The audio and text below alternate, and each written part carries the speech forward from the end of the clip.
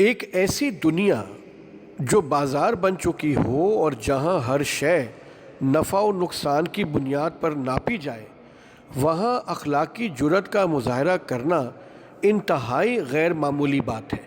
میرا نام سہیل محمد علی ہے اور آپ دیکھ رہے ہیں ہمارا یوٹیوب چینل۔ چند دنوں قبل فٹ بال کے عظیم کھلاڑی کرسٹیانو رونالڈو، جن کا تعلق پرتگال سے ہے، ہنگری میں ہونے والے UEFA یورو 2020 کے میچ سے قبل ایک پریس کانفرنس کرتے ہیں۔ اس پریس کانفرنس کے دوران رونالڈو نے اپنے آگے موجود کوکا کولا کی 2 بوتلوں کو اپنے آگے سے ہٹا دیا اور پانی کی بوتل کو ہاتھ میں لہراتے ہوئے پرتگالی زبان میں کہا، پانی کا استعمال کریں۔ اس پریس کانفرنس کے بعد جو خبر جنگل کی آگ کی طرح سے پھیلی وہ یہ تھی کہ رونالڈو کے کوکا کولا کی بوتلوں کو ہٹانے کی وجہ سے کمپنی کو یعنی کوکا کولا کی کمپنی کو $4 ارب کا بھاری نقصان اٹھانا پڑا۔ جس طرح سے اس واقعے کو رپورٹ کیا گیا وہ حیران کن نہیں، کیونکہ ہم جس دنیا میں سانس لے رہے ہیں وہاں اس واقعے کو اسی طرح سے رپورٹ کیا جانا تھا۔ میں نے یہ کیوں کہا، اس بات کی وضاحت کچھ دیر کے بعد۔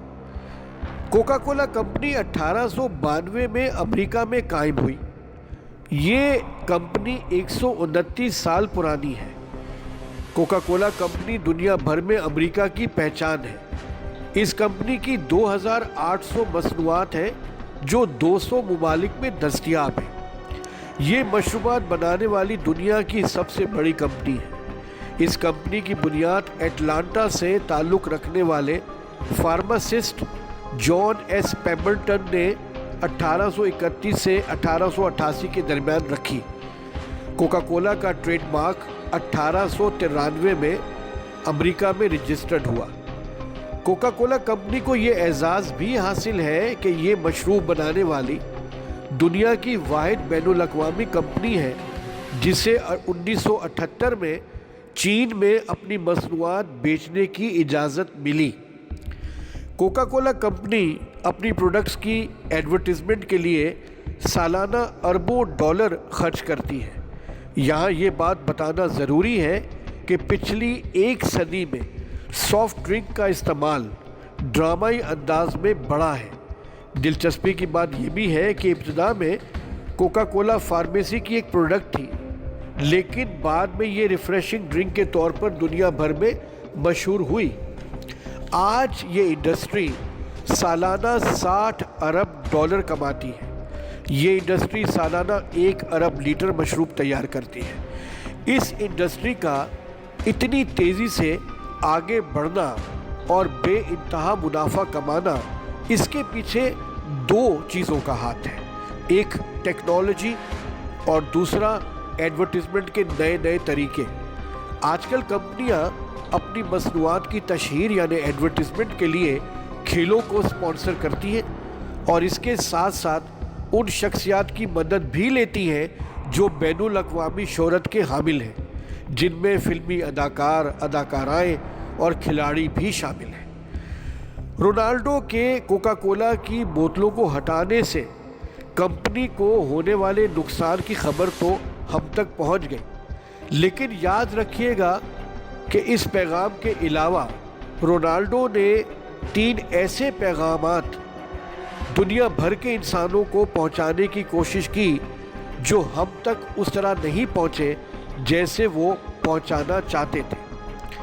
آئیے ان 3 پیغامات کا ذکر یہاں کر لیتے ہیں۔ اس واقعے سے کوکا کولا کمپنی کو ہونے والے نقصان کی خبر تو سب کو پتہ ہے کہ ہوئی، لیکن رونالڈو نے کوکا کولا کمپنی کی بوتلوں کو ہٹا کر یہ بتایا کہ جو نقصان سافٹ ڈرنک یا کاربونیٹڈ ڈرنک کے استعمال سے دنیا بھر کے انسانوں کو ہو رہا ہے اس کو بھی سمجھنے کی ضرورت ہے۔